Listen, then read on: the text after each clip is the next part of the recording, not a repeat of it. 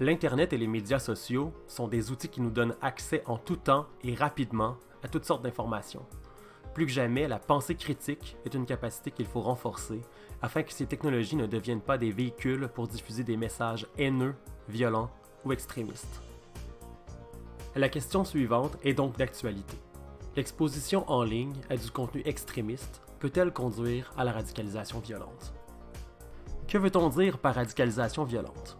On parle ici d'un processus par lequel un individu, un groupe ou un État abandonne le dialogue pour se tourner vers des moyens violents afin de défendre ses intérêts ou sa cause. Il se produit dans un contexte de tensions intercommunautaires ou de conflits socio-économiques ou encore politiques. Le RPC-Prev a conduit une revue systématique sur le lien entre l'exposition à du contenu extrémiste en ligne et la radicalisation violente. Les études identifiées soulignaient 3 effets potentiels de l'exposition à ce contenu. Premièrement, la réceptivité au discours extrémiste. Deuxièmement, les attitudes violentes. Et troisièmement, les comportements violents.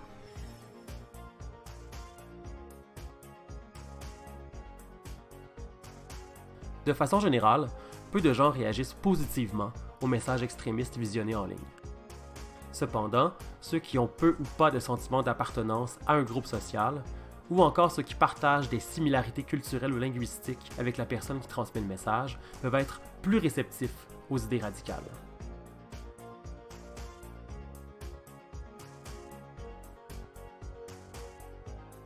La recherche disponible suggère que les messages extrémistes peuvent renforcer les opinions négatives entretenues à propos d'autres groupes sociaux. Également, elle suggère que de confronter un individu ayant des idées radicalisées pourrait avoir un effet inverse et renforcer ces idées radicalisées plutôt que de l'en éloigner.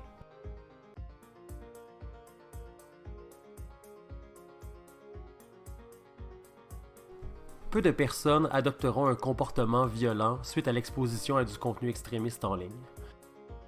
Ceci dit, on remarque que les personnes qui ont commis des actes de violence radicalisés avaient davantage tendance à rechercher activement du matériel extrémiste en ligne plutôt qu'à y être passivement exposées. En somme, il semble que l'exposition à du contenu extrémiste en ligne peut contribuer à la formation d'idées radicales. Elle peut également influencer l'adoption de discours ou de comportements radicaux violents si elle est accompagnée d'autres facteurs de la vie réelle tels que les problèmes personnels, la détresse psychologique ou l'appartenance à un groupe radical. Toutefois, il est important de se rappeler qu'être réceptif ou entretenir des discours radicaux n'implique pas que des violences futures seront commises. À ce sujet, il est important de souligner que la littérature scientifique disponible ne permet pas de confirmer un lien direct de cause à effet entre l'exposition en ligne à des messages extrémistes et la radicalisation violente.